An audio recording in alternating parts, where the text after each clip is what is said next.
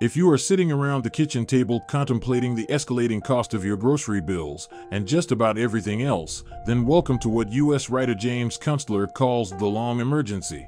In 2005, Kunstler, famous for his critique of suburbia, noted that civilization's energy appetites were unsustainable given the declining quality of fossil fuels left in the world. We can be certain that the price and supplies of fossil fuels will suffer disruptions in the period ahead that I am calling the long emergency, advised Kunstler.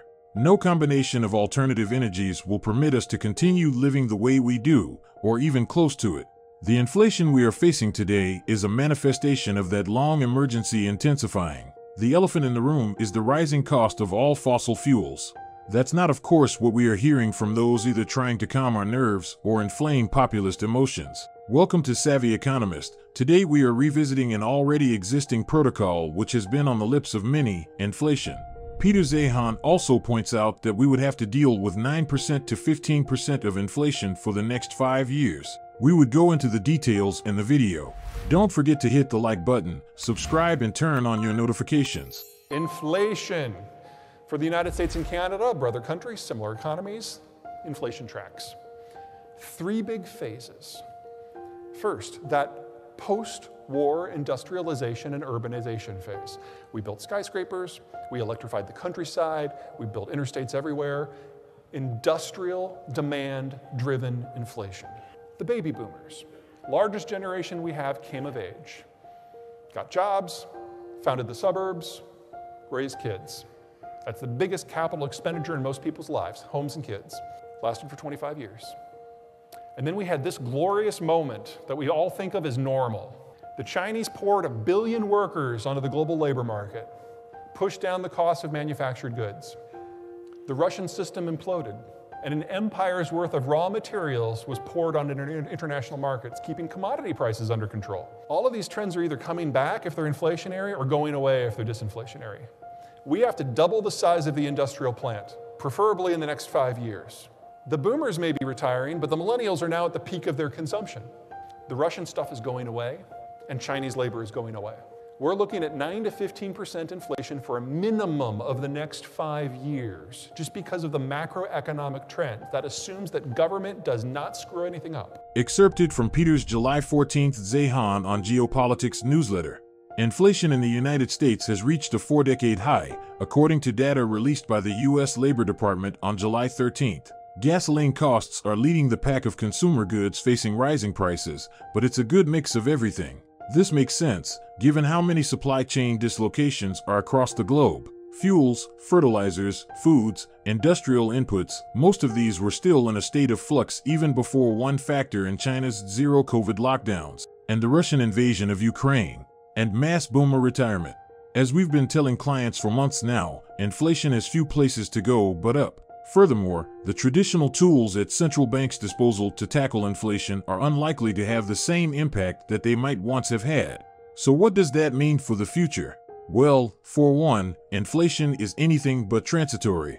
And any relief is not going to come in weeks or months for much of the world, but in years. At least the parts of the world that will see any relief. And then there's the United States.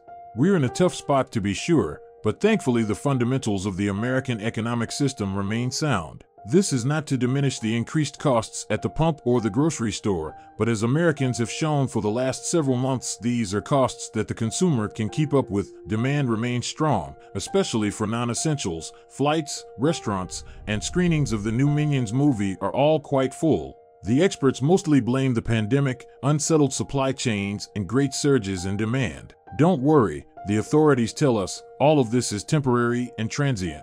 At the same time, political insurrectionists, who now proliferate like rodents in our whack-a-mole culture, have blamed everything from government deficits to carbon taxes for inflation. They do so even though inflation has appeared in jurisdictions with no deficits and no carbon taxes. Pierre Poilievre, for instance, has famously accused the Bank of Canada of Canada's 30-year high inflation rate. On Twitter, the demagogue and wannabe prime minister claims that money-printing deficits have bid up the price of goods. These political explanations steadfastly ignore that our inflationary hell is due to the rising cost of oil, gas, and coal all at once. These fossil fuels still perform the majority of work in an ailing civilization struggling with the weight of its unsustainable numbers and unpredictable complexity. Houston geologist Art Berman, a reliable guide to the vagaries of our fossil fuel culture, recently put it this way. Other critics have their terms for what we are experiencing. The U.S. analyst Nate Hagens calls it the Great Simplification. Geographer Peter Zeihan calls it de-globalization. The ecologist Bill Rees calls it overshoot.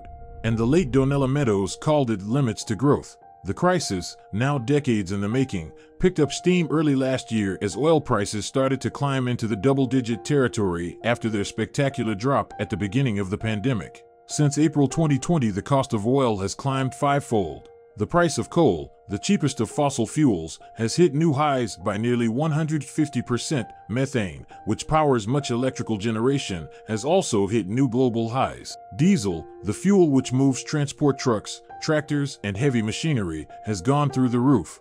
Putin's war of annihilation in Ukraine, of course, has pushed those prices higher. Despite effusive rhetoric about an energy transition, fossil fuels still account for 79% of all energy spending in the global economy. The rising costs of fossil fuels illustrate both the fragility and interdependence of a high-energy spending civilization. When China started using more methane for power generation last year, the price of liquefied natural gas started to climb. As methane prices escalated, many countries returned to coal because it's a cheaper energy source. When Europe thought it could retire nuclear energy with renewables and become dependent on Russian oil and gas with no problems, reality intervened. When the winds didn't blow on the continent, there were widespread natural gas shortages as countries scrambled to make up for wind energy shortages. The U.S. then exported more fracked gas to Europe, but that caused prices to rise in North America. Then the price of diesel started to climb because refineries use methane to produce hydrogen to remove sulfur from diesel. Fossil fuels are the house that Jack built. Let's now add to this crazy picture year of underinvestment in oil and gas exploration, primarily due to excessive multi-billion-dollar losses from fracking. Industry flooded the market and drove down the price below the cost of extraction, along with dubious claims about the energy transition. Scarcity is now an issue. Whenever the price of those fuels rises, so too does the cost of food, housing, clothing, and transportation, renewables, and electric cars. Art Berman has repeatedly underscored the basics. Energy is the economy. Money is a call on energy. Debt is a lien on future energy. For decades now, economists have mostly preached a different gospel. Their models pretend that money, labor, or technology make the world go around. But this profession largely has been ignorant of the central role that energy plays in the rise and fall of civilizations. Whatever the economists might say, physical reality still rules. Growth doesn't happen unless the per capita energy spending on fossil fuels increases. Period. As the oil shocks of the 1970s ably demonstrated, higher oil prices primarily drive inflation. In April, for example, the U.S. inflation rate fell from 8.5% to 8.3% when the world price of oil dropped a bit from $108. Meanwhile, rising oil prices affect the cost of dinner, directly and indirectly. Whenever the price of diesel goes wild, so too does the cost of our food, much of which travels far to our pantries. As the energy ecologist Václav Smil has calculated, it takes the energy equivalents of 5 cups of diesel fuel, from fertilizers to herbicides to transportation, to put 1 kilogram of imported tomatoes on the table. We live in a wasteful civilization that thinks it is entirely acceptable to burn 10 calories of mostly fossil fuels to make 1 calorie of food, and all by employing fewer than 1% of the population. Before the colonization of farming by fossil fuels, agriculture was local, small, low energy, employing human or animal muscle, inefficient and nutritious. Now it is global, big, high energy, efficient and tasteless. The inflationary problem doesn't stop with food. Most people, for example, still don't understand that 1 barrel of oil does the equivalent work of 4.5 years of human labor. As a consequence, current oil consumption equals the employment of 500 billion fossil fuel energy slaves in our economy. This vast disruptive army has enabled the level of global consumption responsible for the relentless poisoning of oceans, the degradation of forests, the depletion of fisheries, the erosion of soils, the disruption of nutrient cycles, and the destabilization of the climate. So the truth is this: civilization largely has used fossil fuels to destroy robust natural ecosystems and replace them with artificial and fragile ones. Rising energy prices, of course, also affect the material conditions of civilization.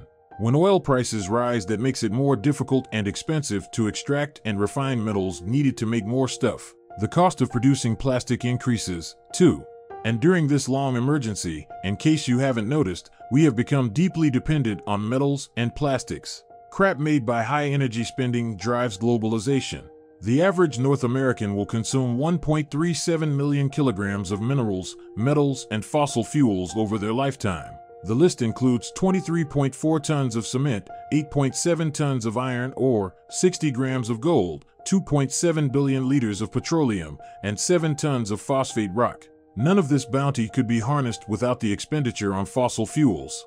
This is why the metals price index pretty much follows the crude oil price index like a dog following its owner. So, too, does the food price index. Here's where the long emergency has delivered us today. Extracting fossil fuels is increasingly difficult. So oil producers need high prices to extract harder-to-get deposits like bitumen, fracked gas, and deep-sea oil, what experts call extreme resources. But consumers need cheap oil prices to buy goods and services. They yearn for bygone days when oil was cheap and plentiful. Welcome to today's volatile oil economics. Oil producers and petrostates cheer prices of $100 per barrel or more, but the same trend poses a threat to the family finances of ordinary consumers. The system is cannibalizing itself. This dynamic may seem fresh, but ever since the global crash of 2008, the existing economy and industrial system have struggled to grow as fossil fuels become more onerous and costly to mine. The new reality of dirtier and often lower quality fossil fuels has been pretty much masked by financial manipulation to spark growth. Easy credit and extremely low interest rates made it seem nothing had changed. It's as though a fine-tuned steam engine has been forced to operate on lower grades of fuel that produce heat of erratic quality. Now the globalization train is running out of track. Actuary Gail Tverberg believes this predicament explains a wave of jarring events. The economy is a self-organizing system that behaves strangely when there is not enough inexpensive energy of the right types available to the system. Wars tend to start. Layers of government may disappear. Strange lockdowns may occur, such as the current restrictions in China. By any measure, cheap oil paved the road for massive globalization. Not surprisingly, expensive oil will either put the whole show in reverse or invite variations of chaos. If we are to finally take heed of our long emergency, we must break free of today's dominant narratives about not only inflation but economic growth and what we need to live saner lives. It's the kind of tough but real conversation you might expect to be led by experts who call themselves green. Unfortunately, many supposed eco-savants are propping up the long emergency with magical thinking that panders to the unsustainable status quo. As inflation rises and everything assumes a new record each day, it's no news that this is going to be a very memorable winter, but in a very negative sense of it. What do you think of the recent interest hikes and its promised capacity to curb inflation? Let us know what you think in the comment section below. Always ensure to hit the like button, subscribe, and turn on notifications. Thanks for watching.